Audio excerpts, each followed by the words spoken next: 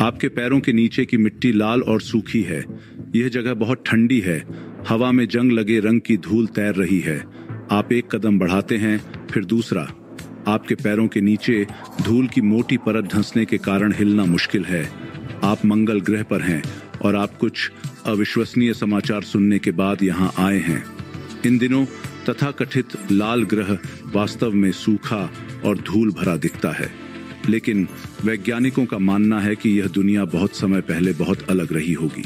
उन्हें एक विशाल महासागर के कुछ सबूत मिले हैं जो लगभग 3-5 अरब साल पहले मंगल की सतह पर मौजूद हो सकते थे, और यह महासागर संभवतः सैकड़ों हजार वर्ग मील में फैला हुआ था। यह सब लाल ग्रह की सतह की कई उपग्रह छवियों से शुरू हुआ। उन्हें अलग अलग कोणों से लिया गया था।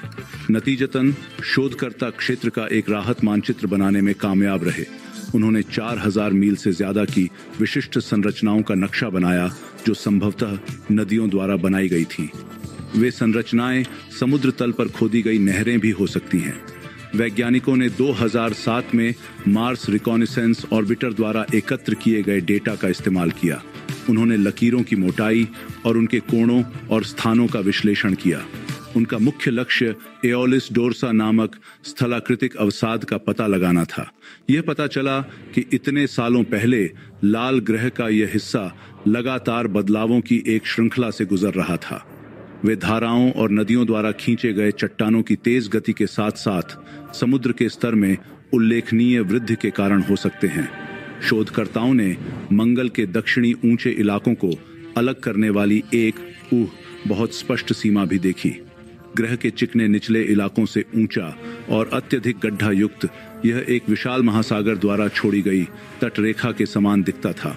इसका मतलब यह है कि प्राचीन काल में मंगल की सतह पर वास्तव में एक महासागर था, और वह भी बहुत बड़ा।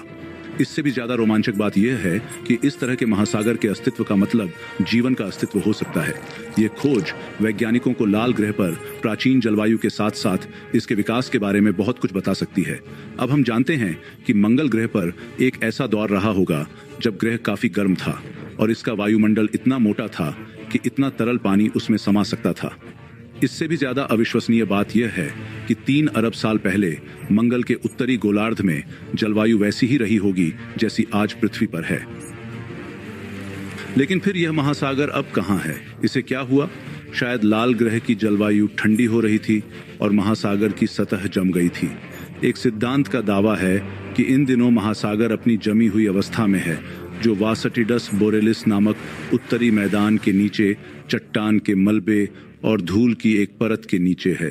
या महासागर का पानी वायुमंडल में खो गया होगा और अंततः वायुमंडलीय स्पटरिंग की प्रक्रिया के माध्यम से अंतरिक्ष में चला गया होगा। इस प्रक्रिया के दौरान सूर्य से आने वाले उच्च ऊर्जा कणों से टकराने के बाद परमाणु वायुमंडल से दूर चले जाते हैं। वैसे भी मंगल के उत्तरी गोलार्ध के एक बड़े हिस्से को कवर करने वाले महासागर के सिद्धांत की अभी तक पुष्टि नहीं हुई है। वैज्ञानिक अभी भी इसके अस्तित्व के बारे में बहस कर रहे हैं। अभी तक मंगल एक बहुत ही ठंडा ग्रह है। औसत तापमान -80 डिग्री फ़ारेनहाइट है। ग्रह की सतह चट्टानी है। यह सूखी झीलों, गड्ढों, ज्वालामुखियों और घाटियों से ढका हुआ है। मंगल ग्रह पर मौजूद महासागर ही इस ग्रह के बारे में एकमात्र अद्भुत बात नहीं है।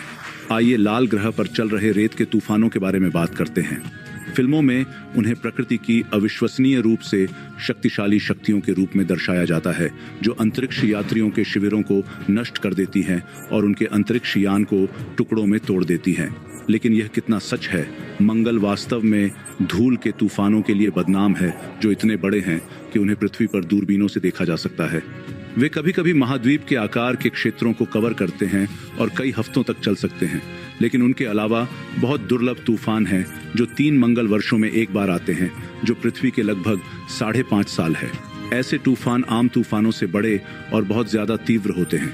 वे पूरे ग्रह को घेर लेते हैं, इसलिए वैज्ञानिक उन्हें वैश्विक धूल के तूफान कहते हैं। साथ ही ये संभावना नहीं है कि एक वैश्विक धूल का तूफान भी अंतरिक्ष यात्रियों या उनके उपकरणों को गंभीर नुकसान पहुंचा सकता है।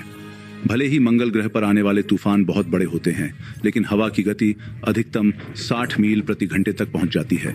यह पृथ्वी पर अधिकांश तूफानी हवाओं की गति से आधी से भी कम है। साथ ही हवा की गति की यह तुलना भ्रामक हो सकती है। मंगल ग्रह पर वायुमंडल हमारे ग्रह के वायुमंडल से सिर्फ 1% या उससे भी कम घना है।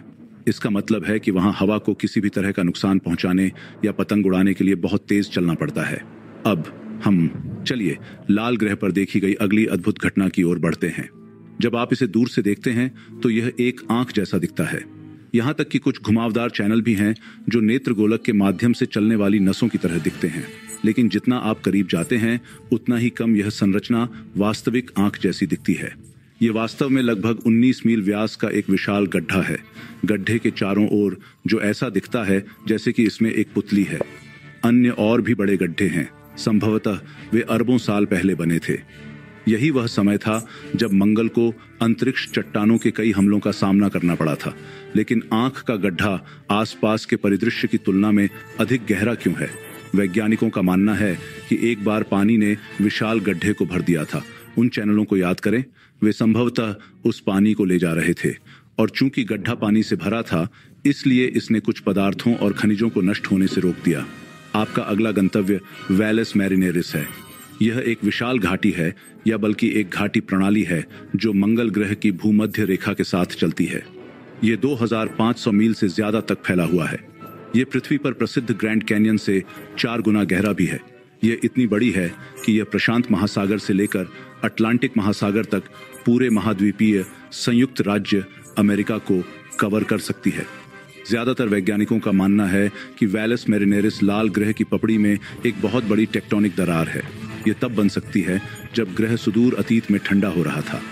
मंगल ग्रह पर एक और लुभावनी जगह पूरे सौर मंडल का सबसे बड़ा शील्ड ज्वालामुखी ओलंपस मॉन्स है। इसका व्यास 370 मील से भी ज्यादा है, जिसका मतलब है कि यह एरिजोना राज्य के आकार के लगभग बराबर है। यह पर्वत 16 मील ऊंचा भी है और अविश्वसनीय रूप से ऊंची चट्टानों से घिरा हुआ है। ज्वालामुखी के विशाल आकार की कल्पना करने के लिए आइए कुछ तुलनाएं करें। पृथ्वी पर सबसे बड़ा ज्वालामुखी मौना लोआ है, जो लगभग 2-6 मील ऊंचा और 75 मील चौड़ा है, जो वास्तव में बहुत प्रभावशाली लगता है। लेकिन ओलंपस मॉन्स का आयतन मौना लोआ से लगभग 100 गुना बड़ा है। मंगल ग्रह का विशालकाय ज्वालामुखी कांवी से हवाई तक हवाई द्वीपों की पूरी श्रृंखला को निगल सकता है।